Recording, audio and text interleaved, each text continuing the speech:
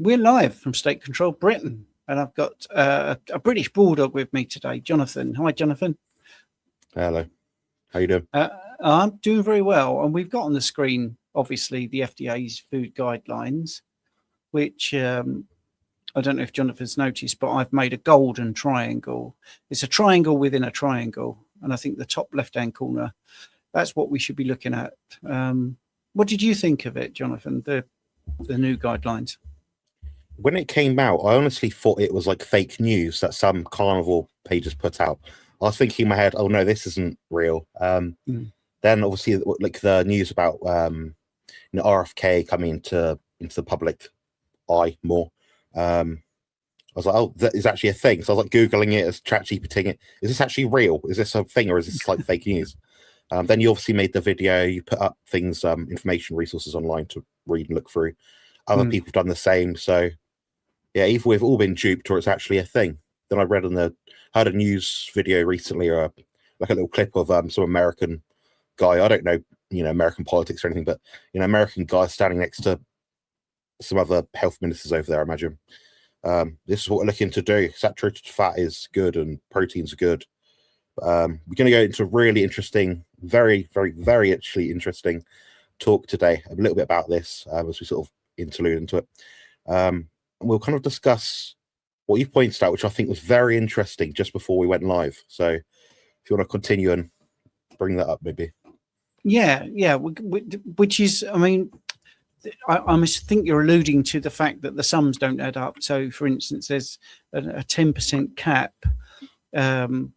Interestingly, you're in the chat, by the way, Jonathan, which is great. Yeah, there's a 10% cap on the saturated fat. So if you then use the guidelines to eat enough animal proteins, you can't do that without exceeding the 10% cap. And there's little bits like that where if you do get into the maths, it doesn't really work. I mean, they are guidelines.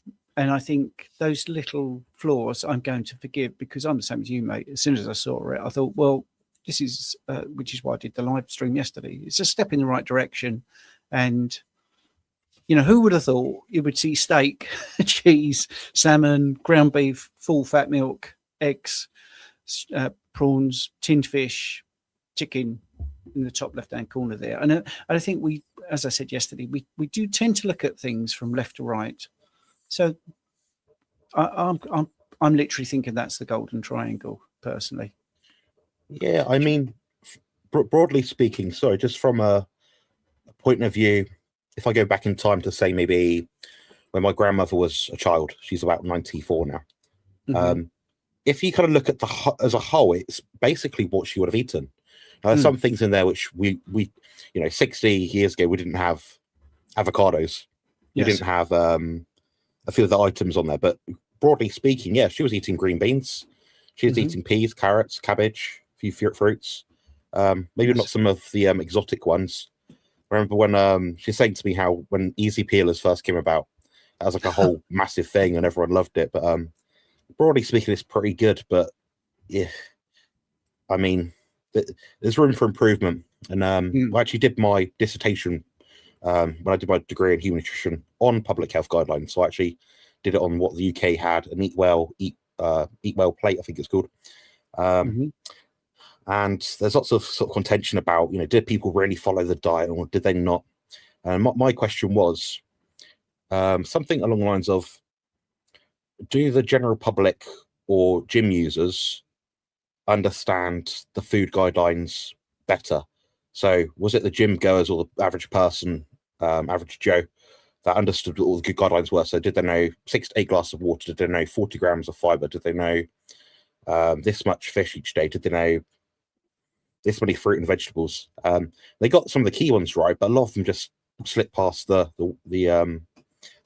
point of view, like the understanding from the general public. But they, from my understanding, people know what they are.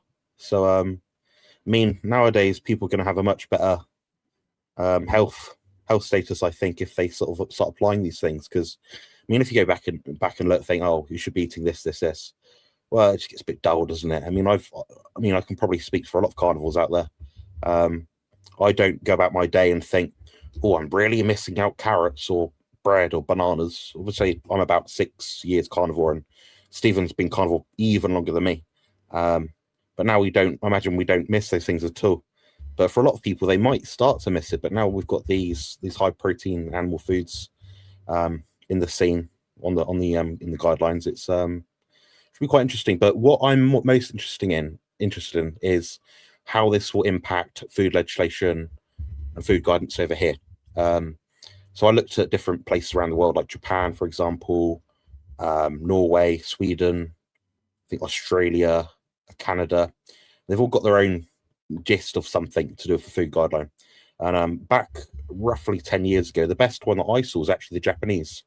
And yes, it was high in starches, but they did have a very strong focus on, fatty meat as well. So it's not too bad. But I think actually this is probably the best food guidelines in the world right now. We're talking about what matches what we sort of most strongly believe in terms of like a carnivore or animal food way of eating.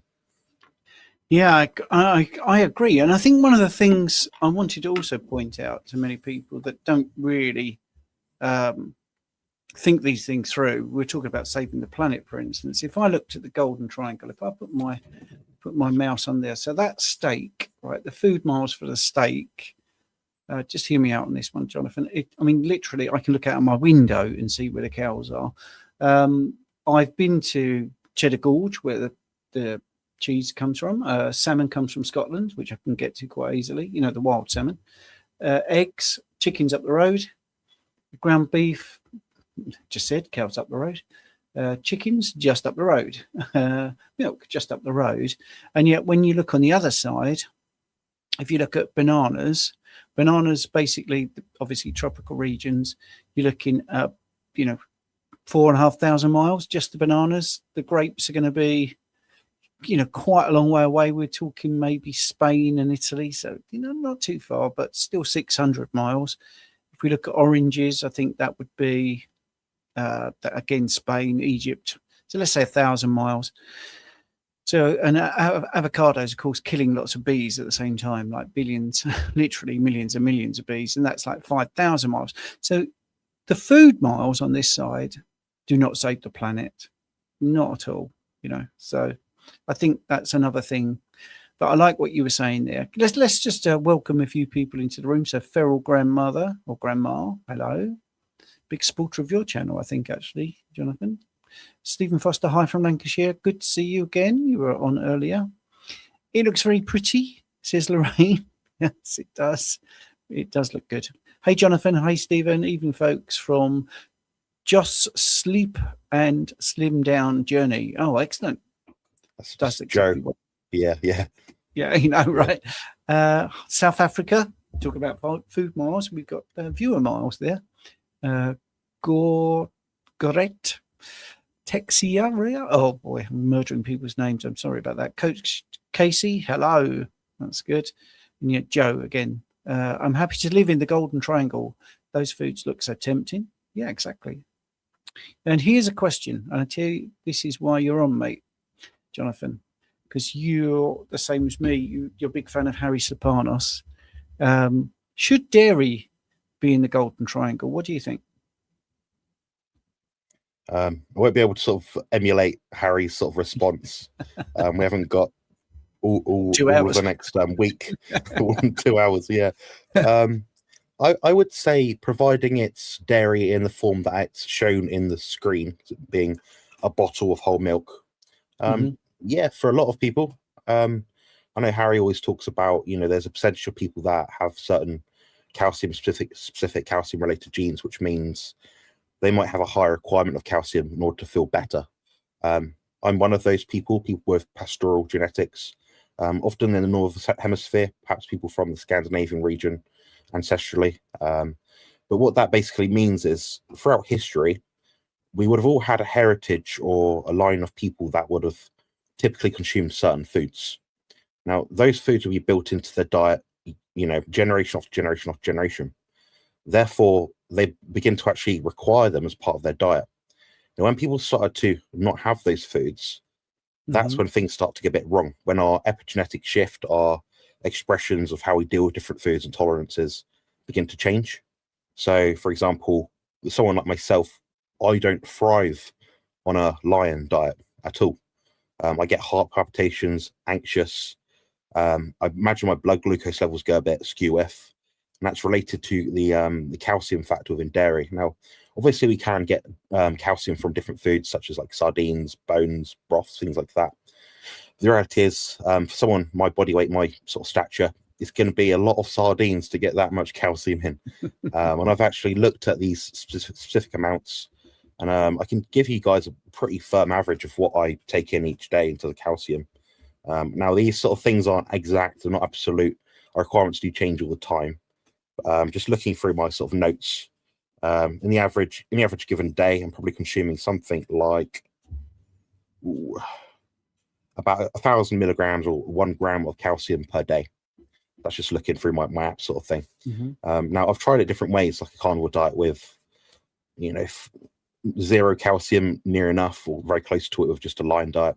I lasted about 4 days. I've tried it at about 500-600. Now, there's always a line with these things. It's not like I require more calcium, therefore I can eat unlimited amounts of calcium. Of course, as adults, we don't produce massive amounts of the lactase enzyme as we develop and get older. But some of us do have that ability still to produce a large amount. So it's not like I'm saying, you know, I require all the calcium.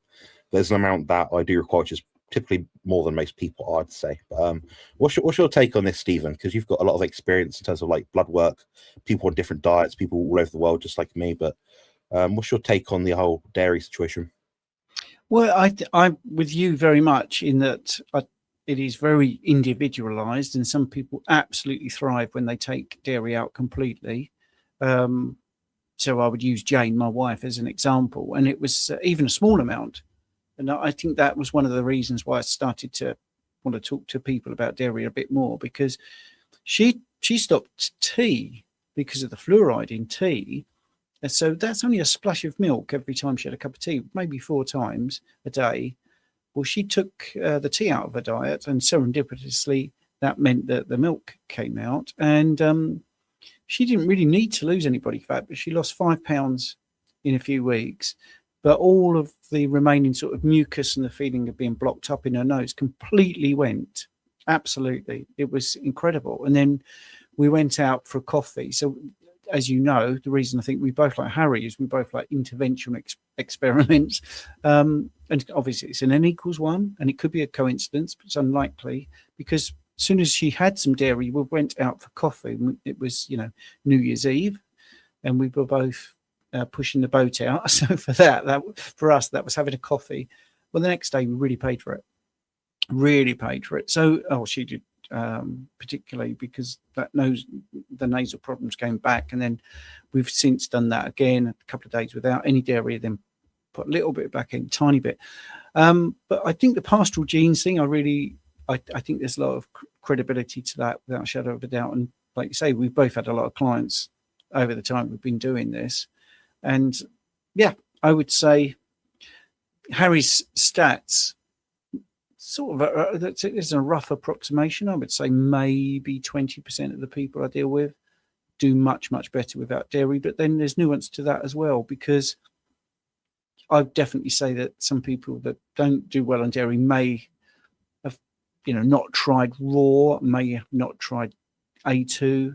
So I think there's so much more to it. But if we just go broad strokes and talk about the general population and not people like ourselves that are trying to, you know, be as optimal as possible, for the broad person, just a full fat yogurt as a recommendation is just amazingly good. And whole milk, it's so much better than the yogurt with the, you know, the chemical, I've called it in my Substack today, you know, a chemical cascade and sugars and fruit at the bottom and all this sort of stuff. So yeah, I think it's a step in the right direction, which was the most common, if I was to sort of try and summarize every comment I got, it's a step in the right direction. It's not perfect, but it is so much better. The point that you thought maybe this is even a joke shows that, yeah, it's pretty good. So I'm not going to knock it too much.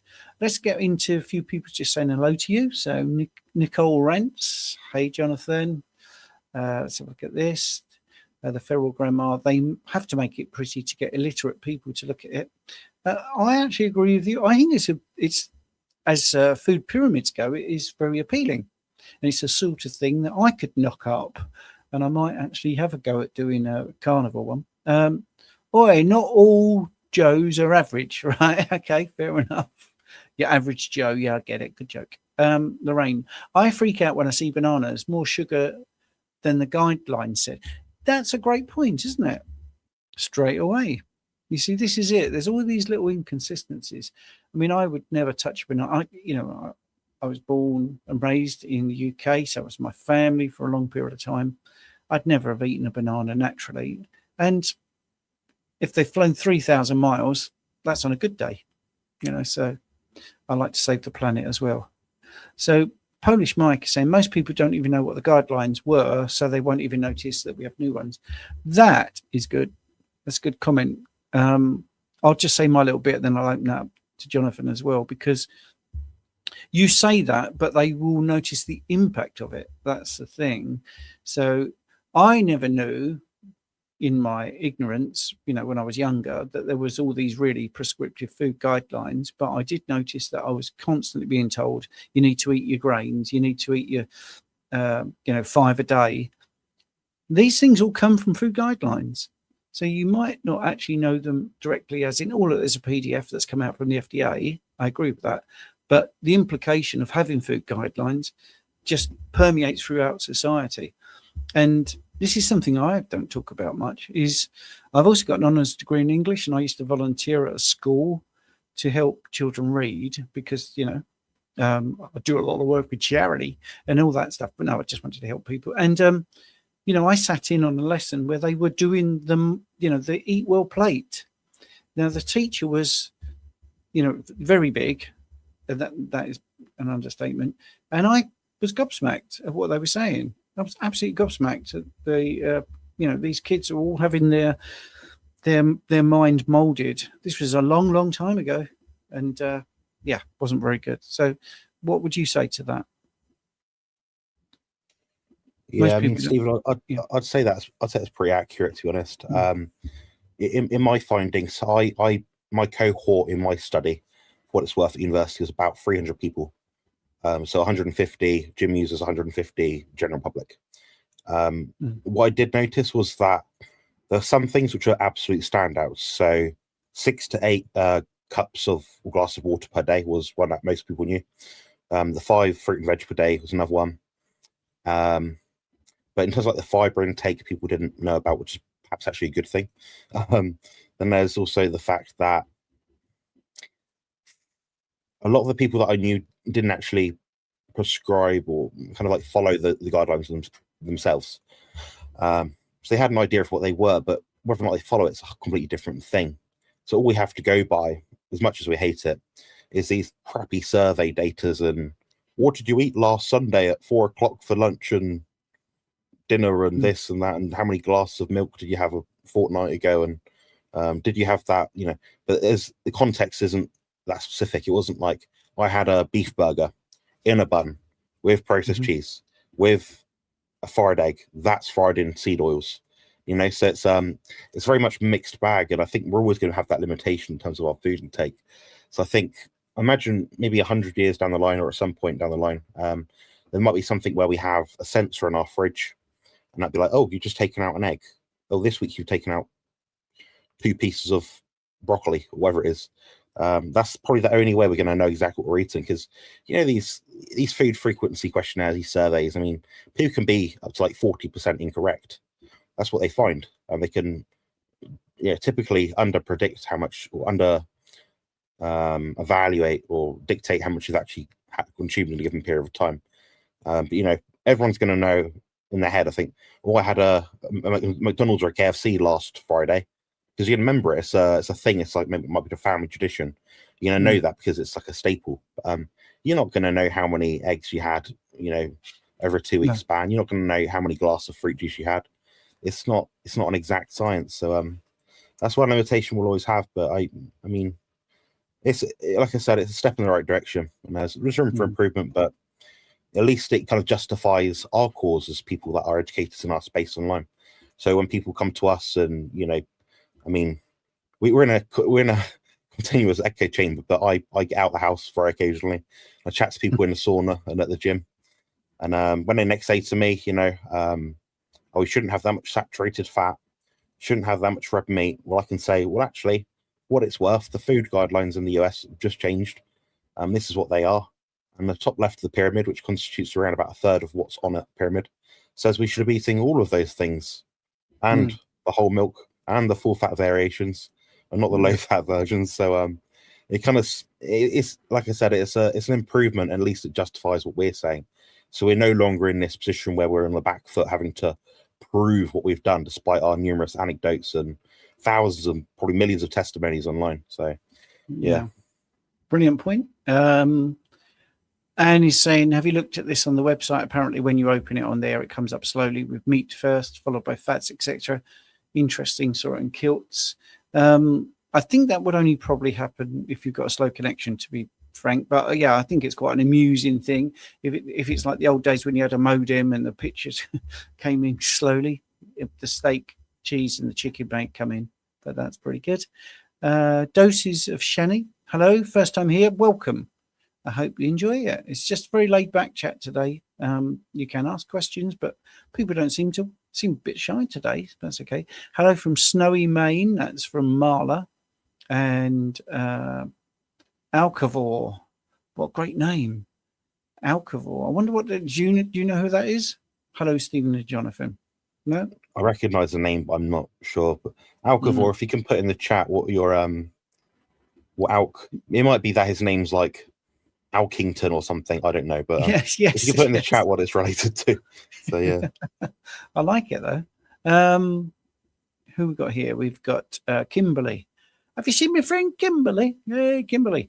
Hello, Jonathan and Stephen and everyone. Yeah, that's good. Let's have a look.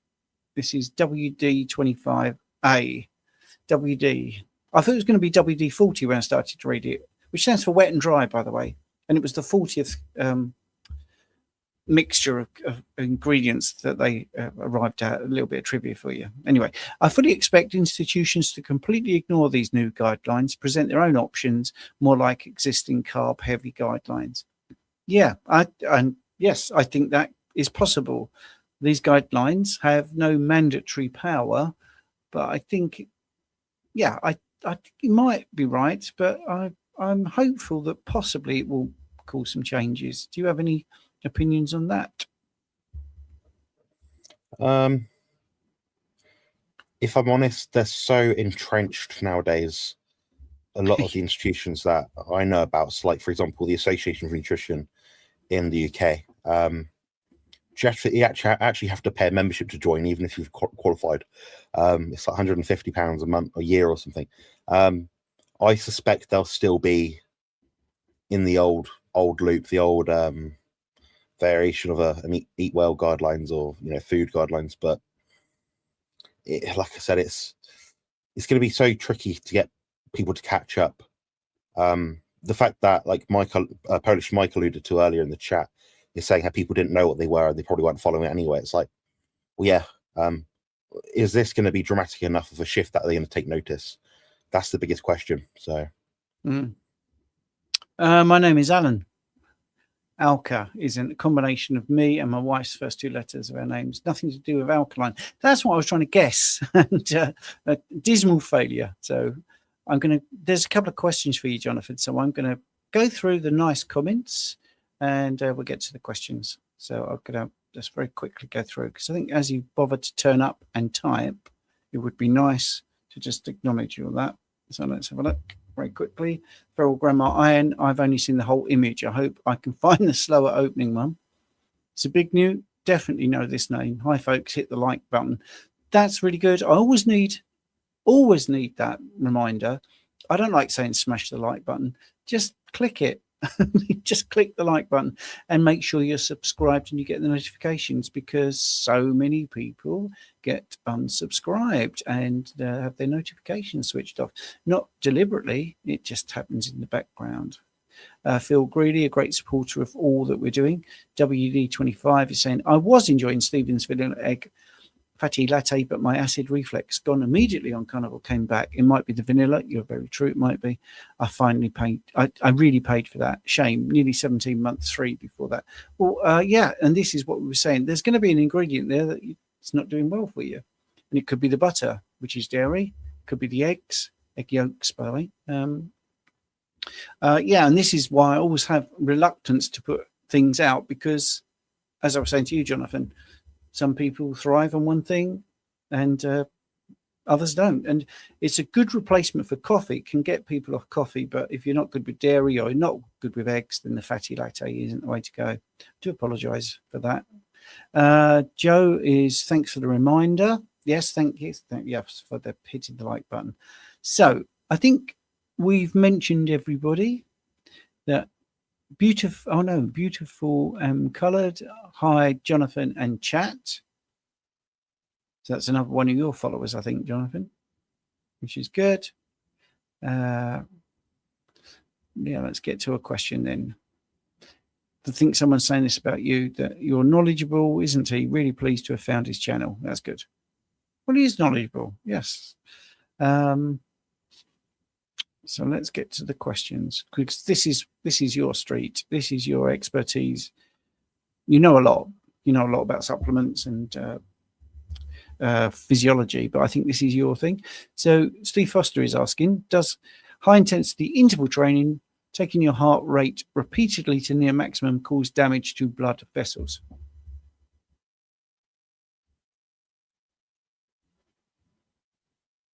Can you hear me? This is a good question, and I'm going to give a Bart K answer. Go on. Hello? Yeah, go on. Can you hear me okay? Yeah, I can hear you, yeah. So brilliant. So I'm going to give a bit of a Bart K answer. So the body's adaptive. So as you train, you build up your resilience, your heart will grow in order to facilitate the blood flow that you need to perform the task or work at hand. So what you typically find is with athletes, the heart will be bigger. The problem that people have is the left ventricular hypertrophy. So that's when the first part of your heart too big, the wall's too big, and it can pump, which causes too much pressure to come through the heart, basically, in a very simplistic terms. Now, what athletes typically find is that they'll have a larger heart than the standard people that are going about the streets. The problem is when they stop exercising, now they're left with a higher than average size, or greater than average size heart, but their body isn't still required to do that work. Now, in regards to the blood vessels, they are, there is plasticity in a sense, so they can expand, increase their, volume, their length in capillary sort of size, things like that. So they can be adaptive, but people begin to have issues when it's beyond what their body's recoverable state is. So, for example, someone like me, if I was to go to the gym, say 3 times per week and train with high intensity training, I'll be fine as I am right now, because that's what I currently do. Now, if I suddenly went to 6 times per week, my body isn't equipped or adapted to tolerate that kind of stress, because I've not built up that physical tolerance to it in terms of my whole unique biology. And that's when you can start to have issues. But like I said, the body is very adaptive, but the question is, how quick can your body adapt from it? What will usually happen is your body will give you plenty of warning signs prior to you having some imminent level of damage. So what you find is you can't recover anymore, you're tired, and that's just an example of where your body's going to show to you, it's going to give you a signal saying, I can't do this anymore, I need to rest, recover, do something else. So I don't think it's necessarily bad as long as you structure or transition up your training volume, intensity, frequency, whatever it is. But also you have to scale down. So for example, the worst thing I could do if I was about to have a surgery is to go to the gym 20 times in a week. If I know that for the next 2 weeks, I'm not going to be in the gym. So my body is going to start to create that adaptation process, but it's not going to continue on. So now I've got a larger, well, it takes a bit of time, but I've got a larger heart, but then my body can't actually facilitate the ongoing process of dealing with that enlarged heart. I speak mainly about heart here because, like I said, the blood vessels are quite plastic, you know, but the heart, once it's big, it does take a long time to decrease in size. So that's when things like taurine can come into play. So it's also an antioxidant for the heart as well. Helps with osmotic pressure, regulating blood pressure as well. So that's why an animal food-based diet can be more helpful in this kind of instance. I noticed talking as well about high intensity interval training specifically. What I'd probably suggest in that instance is if it's cardio specific in terms of like aerobic exercise, I guess you might say. Well, there's some issues with that kind of nomenclature and terminology. You know, you have to make sure you warm up to it. So don't go to the gym, then all of a sudden start, you know, running on the treadmill because I don't know, Dr. Sean O'Mara said sprints is good for you. So any intervention you do in the gym should be gradually phased up and phased down, depending on what your training period is. Also make sure your goals and objectives are attainable, and also kind of relevant to what you want to achieve. And the goal isn't so much, unless you're an athlete that requires this level of intensity or frequency to perform a given sport, you don't necessarily have to do this much. So, for example, if you're training for a marathon, you should be training for that marathon. You shouldn't be doing 40 miles in a day. You should be doing 26.2, whatever it is, in a day.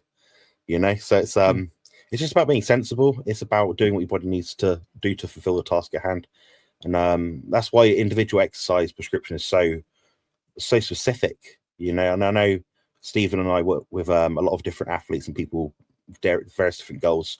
We don't throw people in the deep end. We give them something they can chew on first. Then over time, they might require more. They might also require less. So you should be conservative with your approach. And that's what my opinion is. But what do you think, Stephen? Well, yeah, I mean, I'm absolutely on the same page. I sort of sum it up as we want the minimum effective dose, not the maximum you can tolerate. So your point about a race of a certain distance is a minimum effective dose, is running to that, not the maximum you can tolerate, because you wouldn't get to the end of it and go, well, that's great, you can do another 10 miles. There's no point in doing that. So if you think of how medications, and sometimes I use this analogy in other things, medications keep upping the dose until it works. Okay, and so they sort of get the maximum dose, but then they overdose it. They go further to see what would happen, because you may get some magic additional effect. And I think that's the way with training. When you look at it, you definitely get, you know, when you do extreme endurance training, you get cardiac remodeling. That definitely happens. Whether that's a good or a bad thing depends on all those things that Jonathan mentioned. Are you metabolically healthy? Are you letting yourself recover? Are you, you know, eating enough? Are you using the correct hydration, which isn't drinking loads of water? It's having mineral water of some description, whether you add minerals or whether you just go for mineral water with a little bit of salt. However you do it, it's all about joined up thinking. And your physiological edge, you have to get there to get a training response, but you also have to recover. And I would say in nutrition, my biggest bind is people under eating, and in training, it's overtraining. So it's really strange what we do. And maybe that buys in, just trying to loop it back and maybe a callback. Maybe it's endemic that eat less, move more. Even if you're not following it, that's what you're doing. You're following it. You're thinking, right, I want to lose weight, so I'm not going to eat enough, and I'm going to go to the gym and I'm going to do more than I should. And I mean, I just thought of that off the top of my head. But I think there could be a quite good Substack in that, so I'll make a note of that. Right, now, brilliant answer. And of course, Jonathan, I think you have an ebook about bodybuilding and stuff. Do you want to just quickly tell people what you could do for them? Yeah, so I actually created an ebook about 2 years ago. It took about a year and a half probably to write, and it's just called Beef Up Carnivore Bodybuilding Bible. It's 170 pages. There's a few references throughout. Some of it is anecdotal, but a lot of it is based on hard science that we do know. Basically, it teaches you how to go through to create a training plan, a diet plan, things you should worry about in terms of like your body composition. So how to track macros, all this sort of stuff. But there's also some segments in there where you can sort of work out how much cardio specific or aerobic specific workouts you should be doing. And I think the most important thing of all is what you just said, Stephen, which is, do what you have to do to get the job done, but no more. And that's hard. That's a hard task for people to understand. And what we know about body composition in terms of like training, reaching our goals, is a lot of it is based around our diet. Perhaps 80-85% of what we do in the kitchen is perhaps what makes the biggest difference. And people want to get, it's almost like people want to make that 15-20%, 100% of it, but they'll forget about the diet side of it. So there is a lot of talk in that book about diet, maybe like 80 pages, just all related to carnivore specific nutrition. But I do recommend people look at that and check that out. My next ebook coming out shortly, just a quick little note, maybe 1 to 2 months away, will be on how to sort of work out, track your nutrient intake, what things to look out for, how to sort of troubleshoot problems. And it's not going to be on these ebooks which says you should eat 1 gram of protein per pound of body weight, because anyone can tell you that. Everyone says the same thing. I say that, yes. there's nothing wrong with giving that guideline, because that's what the literature. Yes. It's an overarching statement, but the literature does say pretty much that. There's always people either side of that, which it might not always include. I'm one of those people that just needs more protein than other people, and it's a whole conversation. I mean, I could be here for hours, but let's get to the next question, so I don't take up too much time. Go to the next question, but I just want to say, don't worry, I didn't take that as an insult, because I think you've got to start somewhere as a rule of thumb. But I think too many people think it is the thing, and I think I do actually make that quite clear. You start off with a ratio of 1-to-1 fat and protein, and roughly 1 gram per pound of lean body mass that you want, the weight you want to weigh. But then it's trial and error, because you could start that and realize you're under eating, and most people under eat. I'm sad to say you want to get away from that, but the next question is sort of around this, so we might as well do it. It's the average Joe again. What is more important? How many grams of protein, stroke macros, etc., or calories? Or is there something else? I think they know the answer. Yeah, it's a solid question. Polish Mike, who's in the chat right now, he's been a long-term follower of mine, so he knows exactly what I sort of typically preach to people. Ideally, in the best case scenario, you just track the food that you eat. I.e., in one day, you might eat 6 eggs, 2 chicken drumsticks, 3 rashers of bacon, and I don't know, 5 lamb chops or something, whatever it is, and a glass of milk. You know that 1 glass of milk is 1 glass of milk. This many eggs is this many eggs. Now, what we do as human beings, we like to put things into categories, into numbers, slot them into little segments, ratios, percentages, all this sort of thing. And that's where we start to go wrong. So we have an obvious metric being 100 grams of chicken thigh. Then we detract from that and we put a different number on it, even though that number could be different depending on what we do in terms of the cooking. The nutrition profile of it could be different, whether it's from grass-fed, organic, pasture-raised, all this stuff. It can all change the fatty acid composition. So what we look at first is the food grams. That's the best case scenario, and try and do the same sort of thing every day. So it might be the fact that you say, I'm going to have 3 meals per day, and each meal is going to have a fist worth of protein. Your fist isn't going to change size, guys. It's a way of sustainably and repeatably doing about the same sort of thing without getting a food scale out.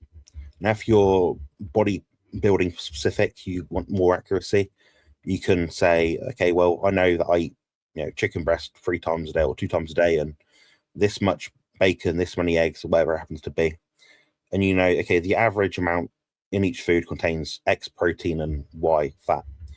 That's quite a repeatable way of working it out. Then if you cook the food the same way, the fat that renders off is going to be the same amount. Yeah, you can work out pretty closely how much protein you take in. Then even further away from that, you've got obviously the ratio side of things, or the calories, I guess. Calories is a measurement of heat. It was used as a way to sort of work out how much energy was produced to raise, I don't know, was it 1 milliliter of water by 1 degree Celsius? That's it. Yeah. In a steam engine, something like that.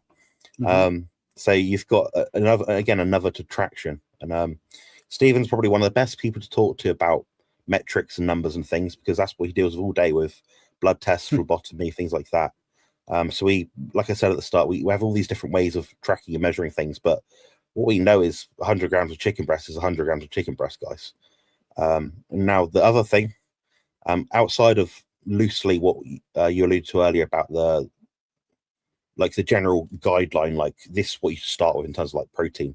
Yeah, 1-to-1 protein to fat is a very good idea for a lot of people to start with. A lot of people will probably end up something similar to that. So that might mean 150 grams of protein, 150 grams of fat. Now, what you have to think of these of them being, isolated nutrients with different purposes. Now, there is an NG value that each one contains, but you're never really going to get it. And now this can be seen in people that have said, I've dropped this much body fat by doing, I don't know, fasting and feasting or priming, or I've done protein sparing modified fast. People have different outcomes based on the sort of protocol they take and the approach. But you got to remember, the goal isn't to fulfill a certain quotient or ratio percentage of certain macros. The goal is to find the amount which gives you the results you need. Now, what's to say 75% fat and 25% protein isn't better for you than 80-20, or vice versa? There's no way to know. And the only way to know is to do the experiment yourself. So when people come to the chat and they ask, how much protein should I have? How much fat should I have? We can only by default give you a generic guideline based on our experience. And that won't apply to everyone. So when, you can't then come to us and say, oh, that much protein didn't work. I ended up constipated. Well, why was that? Did you have a lack of bile acid to break down fat? Was it that the fat was too high, but the protein was right, but therefore it detracted from your ability to digest protein properly? There's no way to know. So that's what my ebook sort of goes into, which I'm hoping people actually take a good look at.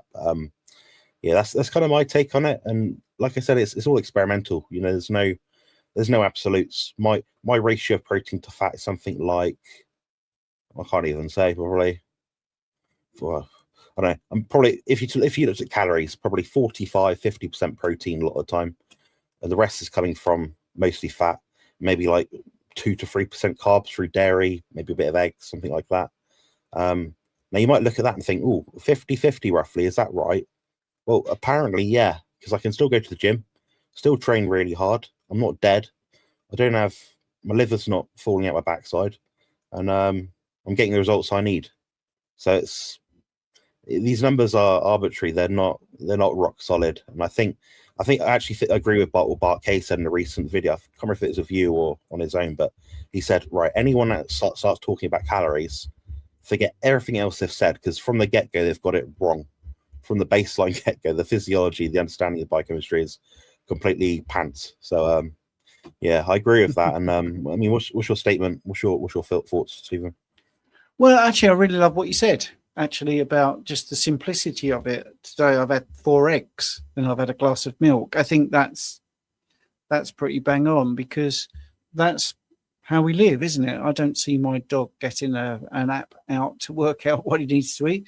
He looks at it, he eats what he needs, and he stops when he doesn't need to eat anymore. And I promise you, raw carnivore dogs do not do what other dogs do. They don't nick all their food down as much as they can. They do actually seem to moderate properly. But yeah, I know. I've never heard you say that actually as blunt as that, and I think that's brilliant.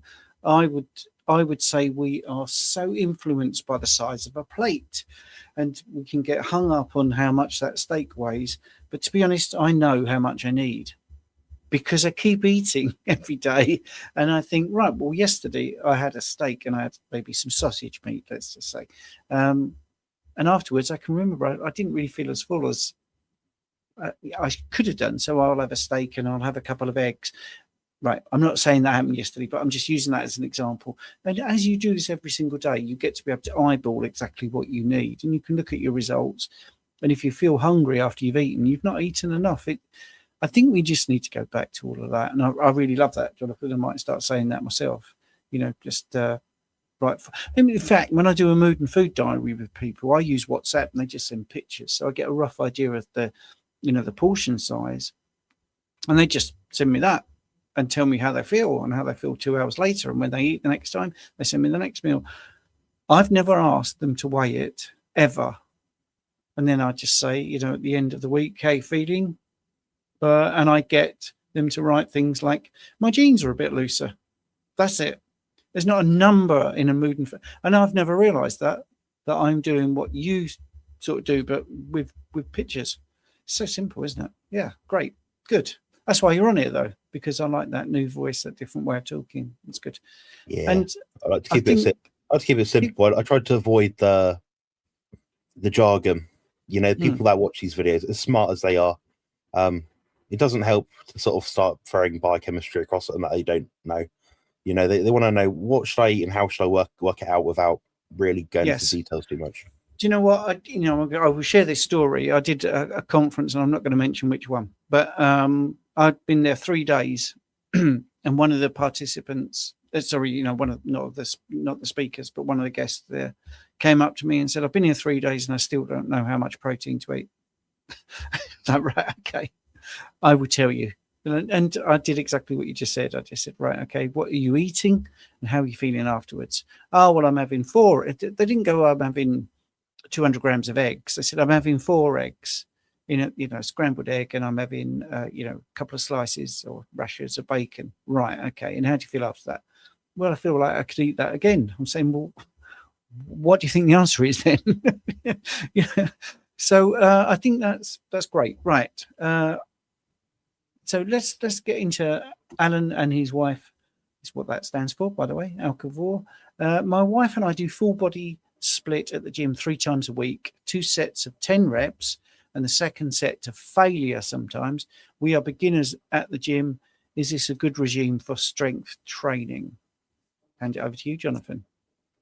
Yeah, I like the idea of full body splits. I think where people go wrong is they assume they've got so much pedigree and perfection in their physique already. They just want to get that little bit more bicep growth.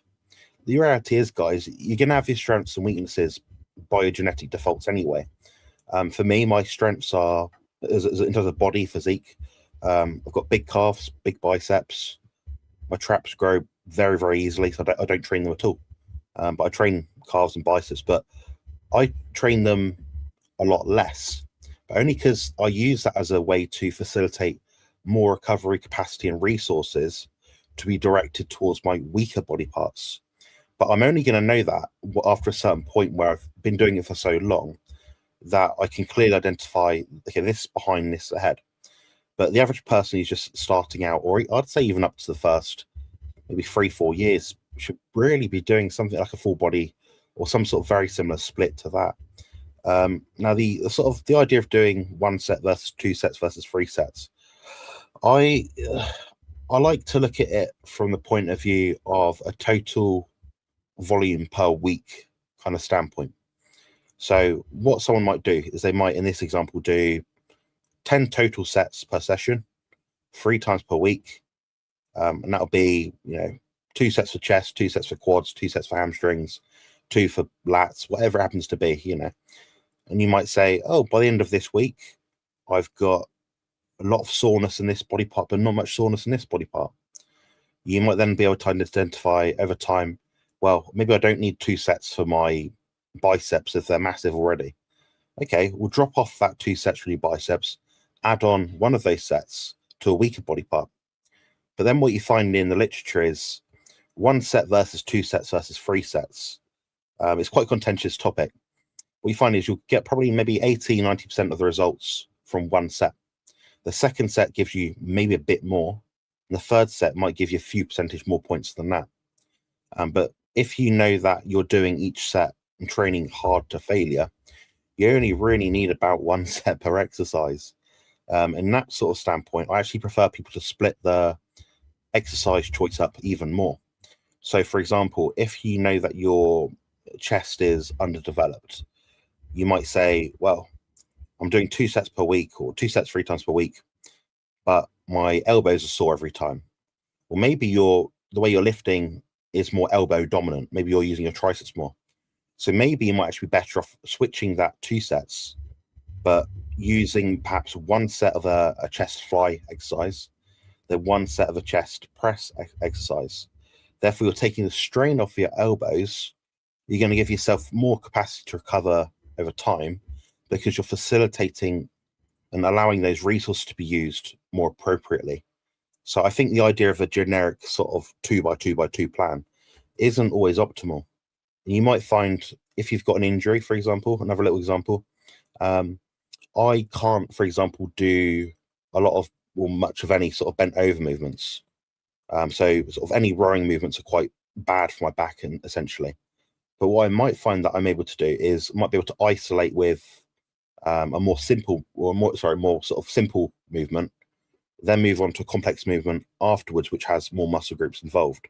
Therefore, by default, I'm lowering the amount of weight that I need to use, but I'm still giving the body the same stimulus. I mean, the body is not able to identify whether you're doing a squat or a leg press.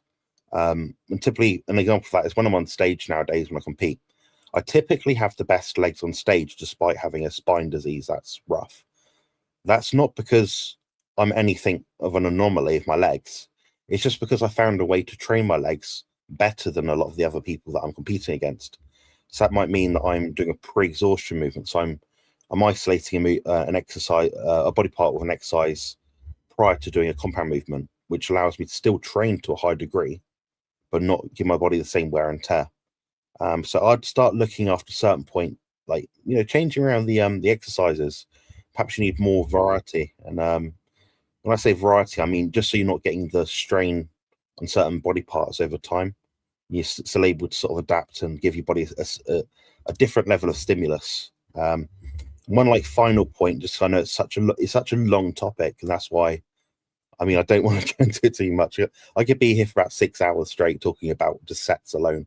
But one way that I like to do when I'm sort of constructing a training plan is I actually prefer to use time under tension as my metric.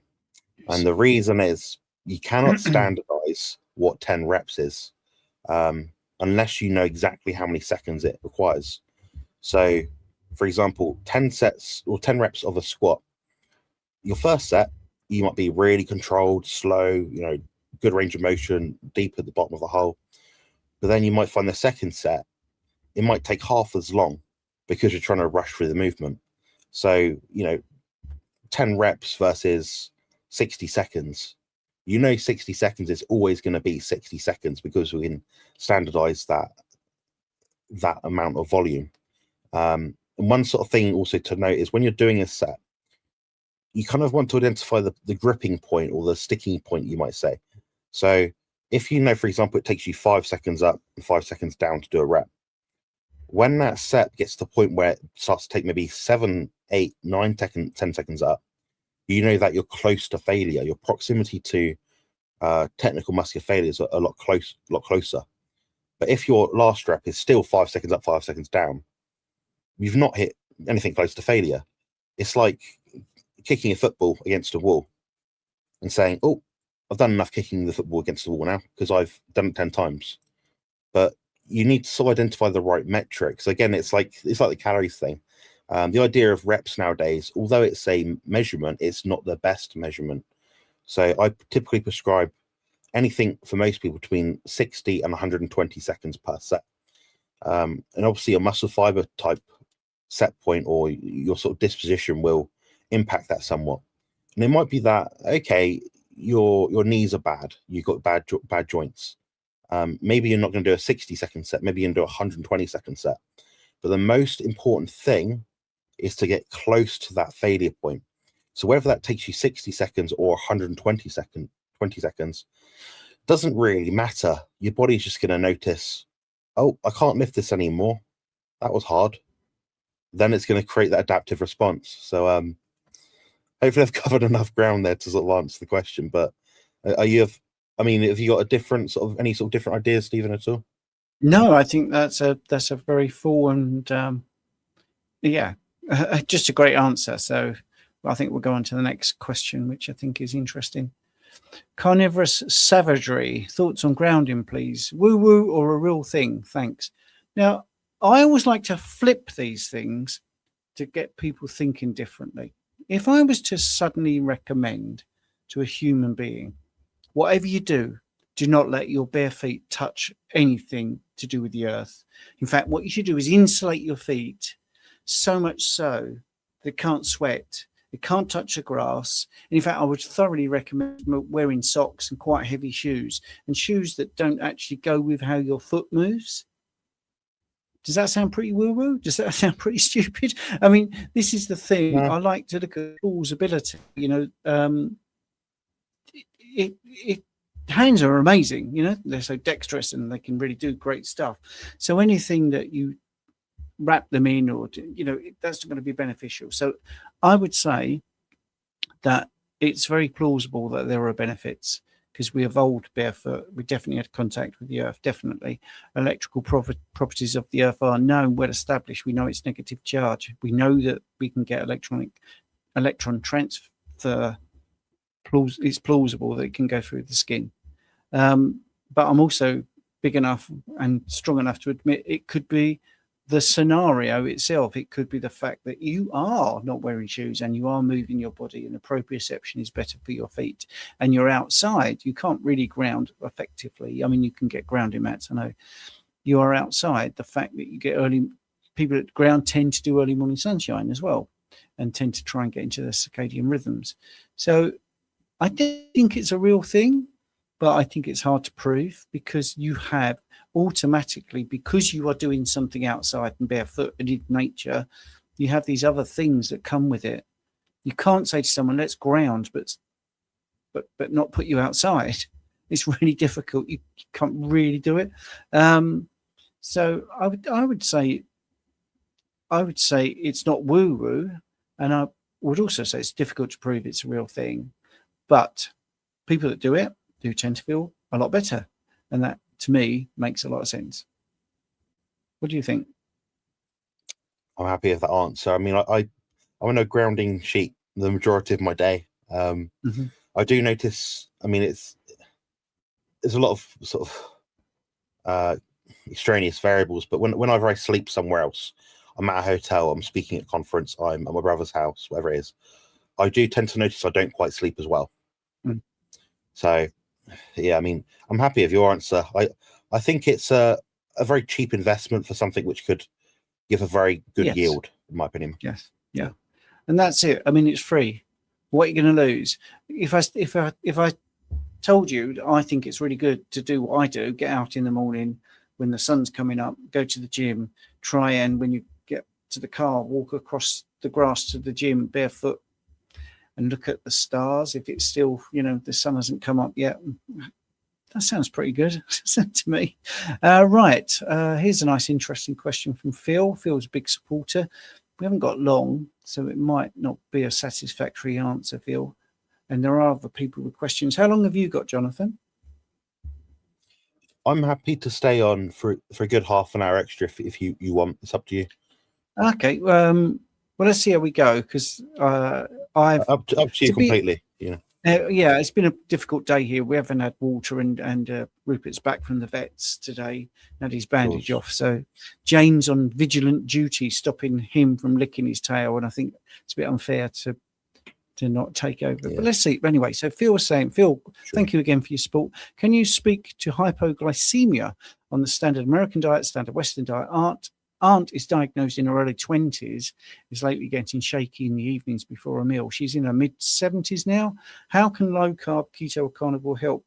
I mean, the short answer is that diagnosis very early, I am assuming, is not from the way we're eating now, but you're saying she's on the standard American diet. So that is the hypoglycemia, and I know it sounds really weird, is probably the blood sugar roller coaster, where I always talk about people where it's 150 and then it's 50, 150, then it's 50.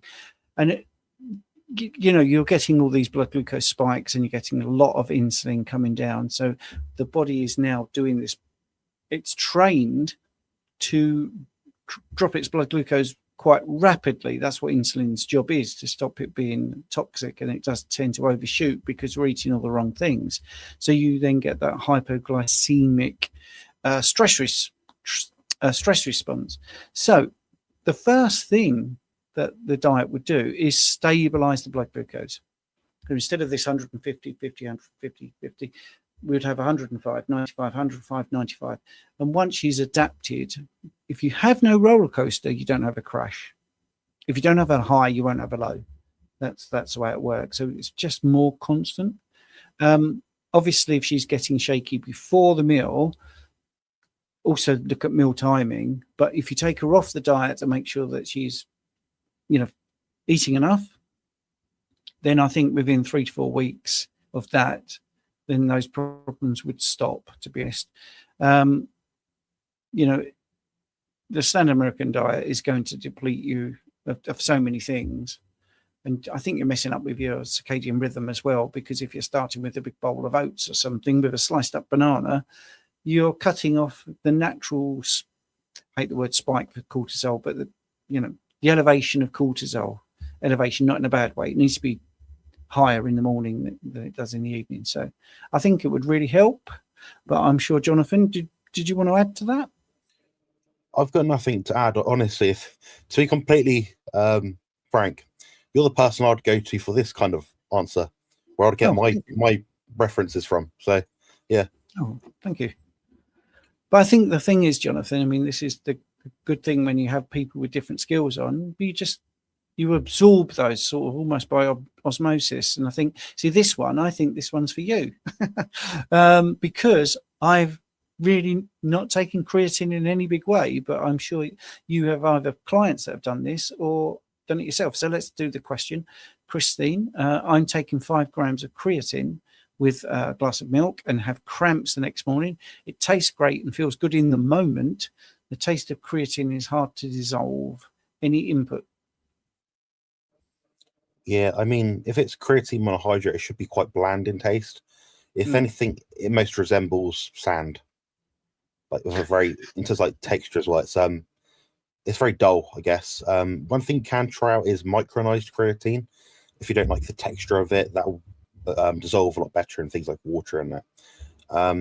Some people have very sensitive guts. They might actually benefit from splitting up that 5 grams of creatine between 2 or 3, maybe even 4 sittings. So throughout the day, I'd suggest when you do have it though, try to have it. Timing in of itself doesn't matter because it's just I guess kind of like a viable substrate for the body to use during high-end intense bouts of exercise activity. That's what it's for, really. But I'd just split it up throughout the day. So maybe a gram or 2 in your coffee in the morning, whatever, a gram or 2 in midday, something like that.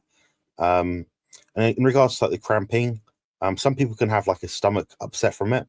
So you might actually lose electrolytes via the stomach upset element of it. And the other thing as well is basically one of the things it does is it shoves a bit more water into the muscle cells. And by default, more water means more salt will follow and vice versa. So it might be that your requirements of certain electrolytes might actually go up a little bit. It's kind of a bit more like a bit more of a Richard kind of question, but that's what I'd probably do. I just split up the servings a bit, try out creatine monohydrate as micronized, and look at your electrolytes as well. So try actually tapering up your salt throughout the day as well with each meal. That's what I would personally do. Brilliant. The feral grandmother is giving somebody, one of us, a $10, which is great, as a super chat. Thanks, gentlemen. It's been a good one, which is excellent. Oh, thanks very much. I think, yeah. Now, do you know if that's your channel or my channel, Jonathan? I could never tell. Well, what I find is on the StreamYard back office end that we're looking at, the one with the paperclip is the one that's on our channel. If that makes sense. So I think it's for you. Okay. Well, thank you. Okay. If it's for me, though, thank you very much. Yes. So I just want to point out that we do need to keep saying to subscribe and like and comment because it just helps us get out there. So I am going to wrap up because I think I've got to do Rupert duty and stop him licking his tail. We've got a lovely bit of iodine to put on every so often, especially if he licks it, apparently. But we're being vigilant and not letting that happen. It's only going to be 3 days, and one of us is going to watch over him at night, and I think that's going to be me, and I absolutely don't mind doing that because it's really good. So anyway, right, Jonathan, thank you so much for being on. I don't know if you want to do this on a regular basis. I'm happy to do it. Yeah, I mean, honestly, Stephen, I benefit a lot from this. I find it enjoyable, keeps me mentally sane. The questions are quite stimulating. It gets me ticking over, thinking still, and I benefit from your learned experience as well. So I'm grateful to be here, and I'd love to do these frequently, as much as you want. Maybe every week or every 2 weeks we can host one of these semi-regular sort of time. So, okay, mate. Yeah, well, that's what we'll do. And I'm going to end the stream now. If you wonder why there's a gap, if you're watching on YouTube, it's because there is. When I press end stream, right, I'm going to actually tell you when I press end stream, and we're going to see how long we're standing here like lemons, or sitting here like lemons. Are you ready? So I'm going to press end stream. Like this, Thank you. Yeah, we could do, police squad. I might do that. Right, here we go. So I'm going to press it now. Oh, no, hang on, because they give you a